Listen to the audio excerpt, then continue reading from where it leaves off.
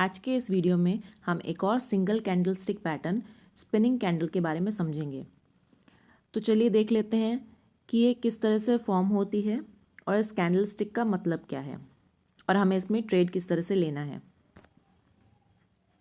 तो जैसा कि आप स्क्रीन पे देख पा रहे हैं, ये कैंडल स्टिक बिल्कुल एक टॉप की तरह, जिस तरह से आपने लट्टू देखा होगा, इसकी बॉडी बिल्कुल लट्टू की तरह विक्स के बीच में आपको दिखेगी, इसलिए इसको स्पिनिंग कैंडल कहते हैं।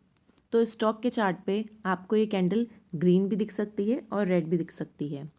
ग्रीन से मतलब ये नहीं कि आगे जो शेयर है वो बुलिश रहेगा, या रेड का मतलब ये नहीं कि आगे शेयर बियरिश रहेगा। ये कैंडल जब भी फॉर्म होती है, ये अनसर्टेनिटी और इनडिसीजन को दिखाती है, क्योंकि इस पॉइंट पे बायर्स और सेलर्स इक्वल फोर्स से ट्रेड कर रहे हैं और इस वजह से लॉन्ग विक्स के साथ छोटी सी बॉडी फॉर्म होती है।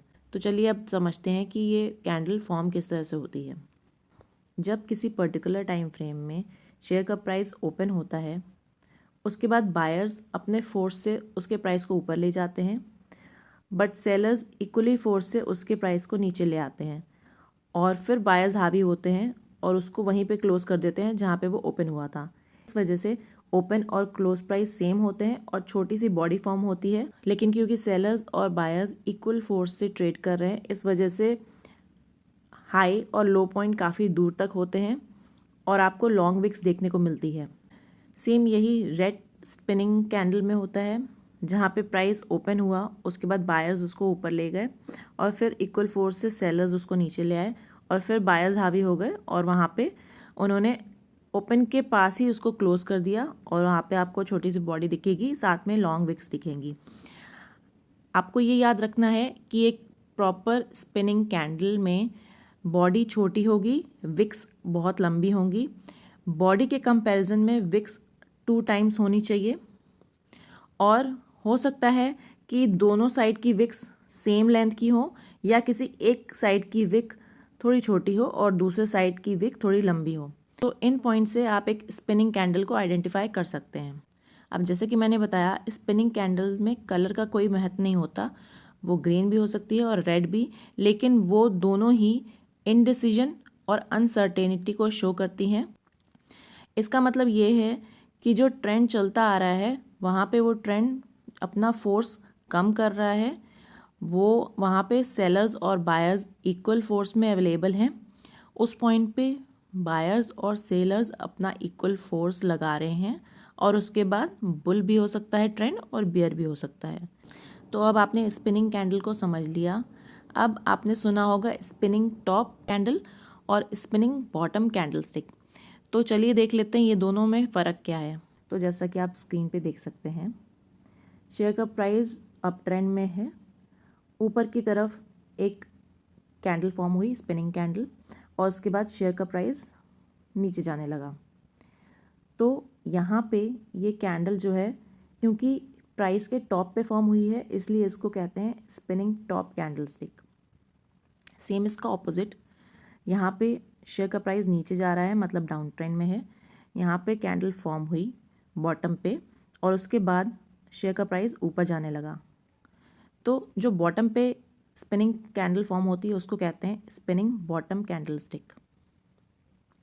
अब ये ज़रूरी नहीं कि स्पिनिंग टॉप जो फॉर्म हो वो रेड ही हो, वो ग्रीन भी हो सकती है, और जो बॉटम पे है वो हमेशा ग्रीन हो, ऐसा ज़रूरी नहीं, वो रेड भी हो सकती है। क्योंकि मैंने बताया इस कैंडल स्टिक में कलर का ज़्यादा इंपॉर्टेंस नहीं है।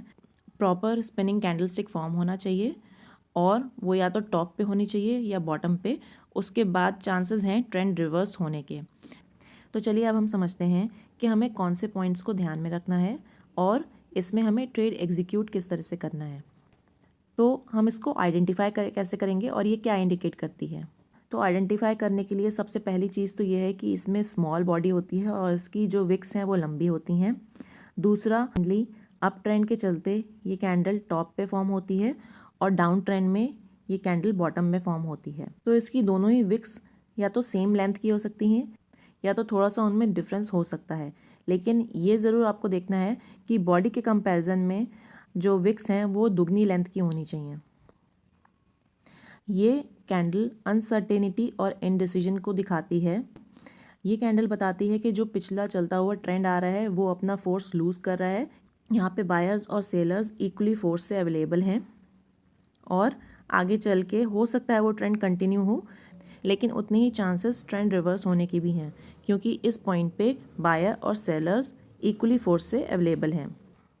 अगर ये कैंडल अप ट्रेंड के हाई पॉइंट पे अपीयर होती है तो इसको कहते हैं स्पिनिंग टॉप कैंडल स्टिक, लेकिन अगर ये कैंडल डाउन ट्रेंड के लो पॉइंट पे अपीयर होती है तो इसको कहते हैं स्पिनिंग बॉटम कैंडल स्टिक। अब हम स्टॉक के चार्ट पे समझते हैं कि इसमें हमें ट्रेड किस तरह से करना है। तो अभी आपके सामने स्क्रीन पे SBI का 15 मिनट कैंडल का चार्ट है। आप देख सकते हैं यहाँ पे 23 दिसंबर को 3 बजे एक स्पिनिंग कैंडल फॉर्म हुई है, स्पिनिंग बॉटम, और वो कैंडल फॉर्म होने के बाद जो आगे आने वाला ट्रेंड है वो अप ट्रेंड हो गया। अब क्योंकि 3:30 पे ये मार्केट क्लोज हुई है तो ये जो मूव आया है अप मूव वो नेक्स्ट डे आया है। तो हमें इस तरह के स्पिनिंग कैंडल पे ट्रेड कैसे करना है ये समझ लेते हैं। तो जैसा कि मैंने पीछे बताया था, या तो अप मूव में टॉप पे स्पिनिंग कैंडल फॉर्म होनी चाहिए या तो डाउन ट्रेंड में लो पे ये कैंडल फॉर्म होनी चाहिए। यहाँ आप देख पा रहे हैं पीछे से आता हुआ ट्रेंड डाउन ट्रेंड है, ये कैंडल फॉर्म हुई है। इसका मतलब ये है कि जो ट्रेंड है अपना फोर्स लूज कर रहा है। हो सकता है अब यहाँ से डाउन ट्रेंड चेंज होके अप ट्रेंड में हो जाए तो हम यहाँ पे बाय एंट्री ले सकते हैं, लेकिन बाय एंट्री लेनी कब है?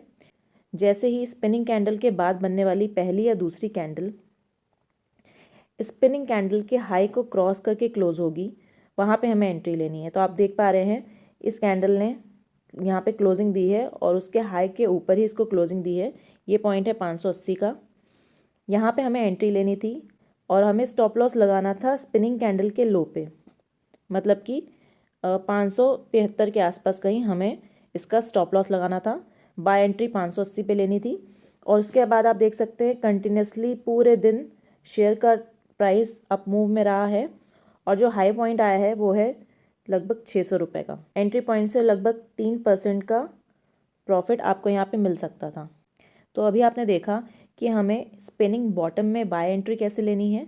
अब हम देखते हैं कि स्पिनिंग टॉप कैंडल में हमें सेल एंट्री कैसे लेनी है। उसके पहले मैं आपको एक इम्पॉर्टेंट चीज़ बता दूं, जब भी आप एंट्री लेंगे आपको 2 कन्फर्मेशन लेनी है। पहली चीज़ तो ये कि आपको जब स्पिनिंग कैंडल के ऊपर क्लोज करती हुई कैंडल मिल जाए उस पर एंट्री लेनी है, साथ ही उस कैंडल का वॉल्यूम स्पिनिंग कैंडल की वॉल्यूम से ज़्यादा होना चाहिए। आप देख पा रहे हैं ये है स्पिनिंग कैंडल का वॉल्यूम और इस कैंडल के वॉल्यूम से एंट्री कैंडल का वॉल्यूम ज़्यादा है। तो ये डबल कन्फर्मेशन हो गया। एक तो इसने इसके हाई को क्रॉस कर दिया और वह उसके ऊपर क्लोजर दिया, दूसरा ये कि एंट्री वाली कैंडल का वॉल्यूम स्पिनिंग कैंडल के वॉल्यूम से ज़्यादा है। तो हमें जब भी डबल कन्फर्मेशन मिलता है तभी हमें एंट्री लेनी है। तो अब हम देख लेते हैं स्पिनिंग टॉप कैंडल में हमें किस तरह से सेल एंट्री लेनी है।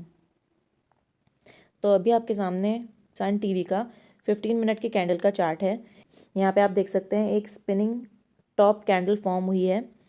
ये डेट है 21 दिसंबर और कैंडल है 11:15 की। जैसे ये कैंडल फॉर्म हुई है उसके बाद हमें वेट करना है।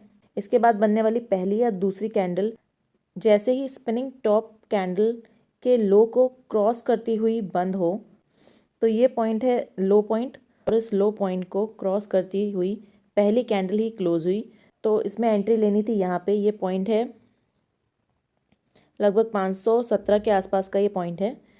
517 पे आपको सेल करना है, स्टॉप लॉस लगाना है 521 पे, और उसके बाद देखिए लगातार ये शेयर गिरता ही गया है और दिन ख़त्म होते होते जो लो पॉइंट इसका रहा है वो रहा है 503 के आसपास। तो आपने जो एंट्री ली वो ली है 517 पे और 503 तक आपने प्रॉफिट बुक किया है। तो अभी आपने समझा स्पिनिंग टॉप और स्पिनिंग बॉटम कैंडल स्टिक को किस तरह से आइडेंटिफाई करना है और उसमें एंट्री किस तरह से लेनी है। डबल कन्फर्मेशन के लिए आपको वॉल्यूम्स को भी ध्यान में रखना है। आई होप आपको इन्फॉर्मेशन पसंद आई हो। वीडियो अच्छा लगा हो तो कीजिए लाइक, शेयर और हमारे चैनल को सब्सक्राइब। Thank you.